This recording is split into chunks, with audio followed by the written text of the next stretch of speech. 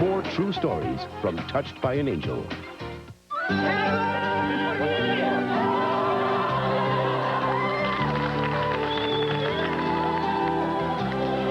want us to be there when they come down, so leave this a little early. Right, leave a little early. I'm in my element. I'm just in my head. So there's no tempo until... Well, that's fine. Easy coming, Mark. We're so glad you're here. We have some old friends for you to see. We have some true stories for you to hear. Lots and lots of music. And a really great surprise. And you know, I'm hoping I might actually get to sing this time. To find love begins.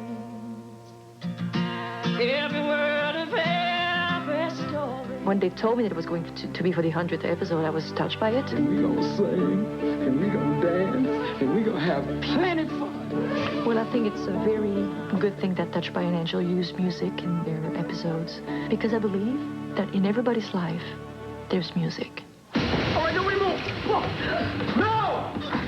Don't worry about the baby, just save my rights. Within the first minute or two of it coming on, I said, Gene, I don't know if I'm going to be able to handle watching this show or not. It's a kind of a combination Death Watch Come As You Are Pizza Party family reunion thing. In 100 scripts, this was the hardest script to write. Who do you think you are? I'm his daughter. Well, so am I. No, you're not. But particularly my family said, oh, my Lord, why didn't you warn us? You know, the first episode I did, it's almost a miracle that it was really made. I would have never answered the call if they had just phoned me. I've said, oh, well, you've got the wrong Judd. If you give me the music, I'll go anywhere.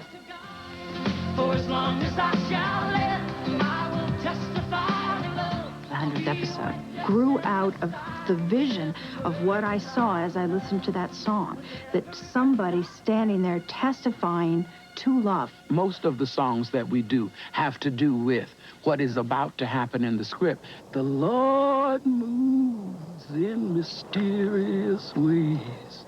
When I was thinking about joining the cast of Touched by an Angel, I got a couple of tapes sent to me. And one of them was a story about a baseball player. And it reminded me of David Vecchi's big comeback. And with every pitch, I was feeling stronger and stronger. And I will walk with From our theme on. Our theme says that whatever you got to do, God will walk with you to do it. We have a new album, a soundtrack from the show, and I have recorded a song, and I gave it to them. And I'm really, really hoping it's going to be on the album. So if you stay with us, you'll hear me singing it later. I'll walk with you till the sun don't even shine. Walk with you every time. I tell you, I'll walk with you. Walk with you. Believe me, I'll walk with you. Hey, Roma, come here. I just got the soundtrack. Ah, Okay. am I on it? All right, it says, Della Reese, Celine Dion, Wynonna, the Kinleys, Dina Carter, Bob Dylan, Amanda Marshall, Sean Colvin, Kev Moe, Amy Grant, Faith Hill. Where are we? Am I on it? You know, you're on it on the front, that little bitty picture. And there she is. You're actually on the album. Congratulations. That's a good, she's on the album, literally, figuratively on the album. When you walk That's why she's not on this part of the album. That's why she's just in this part of an album. Heavy burden, heavy load. I went to Wynonna and I explained to her that acting is nothing for a lyricist. You see, some people just make noises, but when you are a lyricist, you deal with the importance of the word. So when you act, that's what you do. When you're a lyricist, you must believe what you're singing. You get the original copy, and everybody else in the audience gets a second draft of it. So your copy's got to be very clear. You've got to feel that and believe that. So as a lyricist, what you do is you take the music out. You hear the music in your head, and you still work with the craft that you've been working with. And once I got her to understand that, she just said, I got it, and went on with it. I think I related to Audrey as far as being vulnerable to someone you love and watching the end come, as I did with Mom on the farewell tour for a year. Mommy's still got to fix her hair. At least she's not spit cleaning me. You mean we stopped doing that at some point? I didn't know it would be this fun. To walk on this set and see how real everybody was really cool. It was important for Wynonna to have a mama here because this was her first acting role. And it's always nice to have mama there when you're not sure how it's going to go. My favorite scene was in the yard here with the choir and the neighborhood people. And there were literally people coming out of their houses. You know, there's a woman that came up that had rollers in her hair. And it just felt real to me. It was cool. It was very cool. It's one of those moments that you say, yes, this may be a show business thing, but what happened here was pretty deep. For as long as I shall live, I will testify. I will testify to love. And I knew there was something about that song that everybody else had to hear. That had to be shared on Touched by an Angel. And we got a copy of the song, and I started listening to it over and over again. And I went to write the episode, and I must have played that song, I'm not kidding, maybe 20 times over and over and over again. And the whole show grew out of, I guess, the vision of what I saw as I listened to that song. There's something extremely powerful when a human being stands up and says, I will testify. Testifying is telling truth. We were going to spend the 100th episode telling the truth.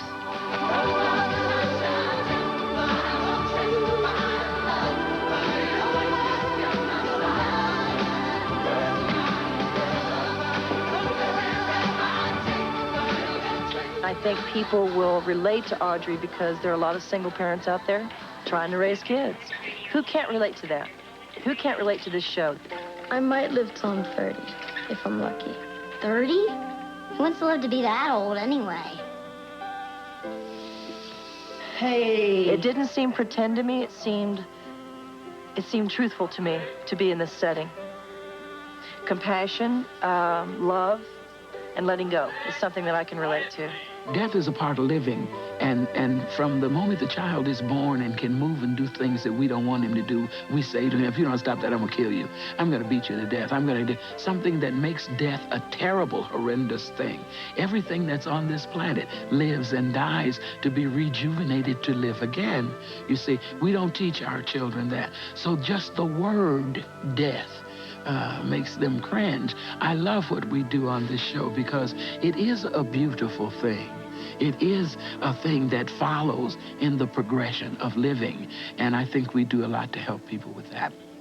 One of the amazing things that happens on the show consistently is that the guest stars who come to do the show often have things that kind of parallel the episode that they actually do. And our 100th episode was kind of no exception. We had Celine Dion as one of our guest stars. And the episode was about a young boy with cystic fibrosis.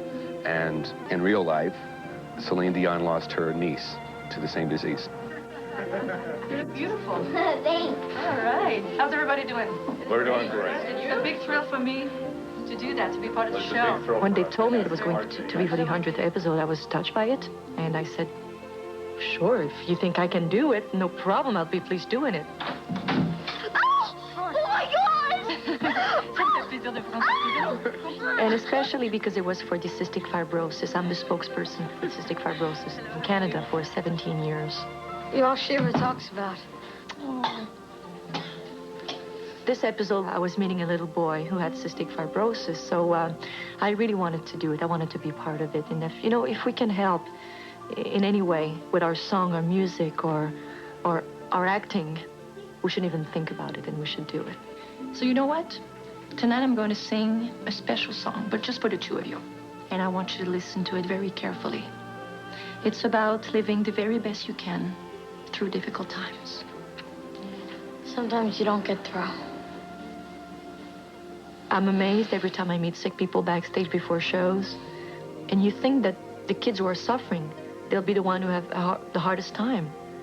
And they're full of life and strength and hope, and we learn a lot from them. Are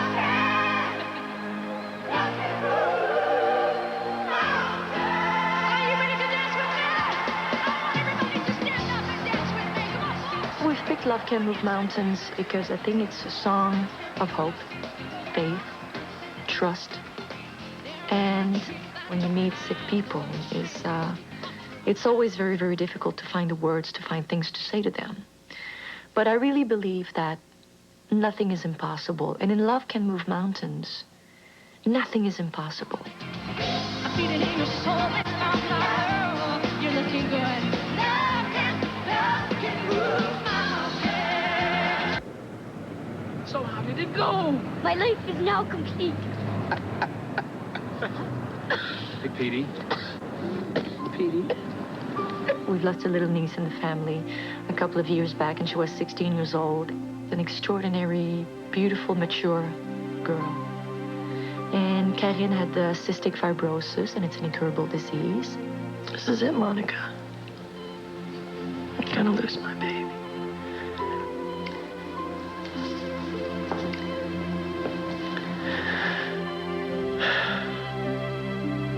I looked at my mom and I went like, it's now, she's going. And she died in my arms, actually. And but it was a beautiful gift. It was difficult, but it was a beautiful gift, because when somebody is choosing you to escort them to heaven, you feel very lucky. She left very peaceful, very slowly, with a little tear here coming down. Oh my God, what's happening? I am an angel.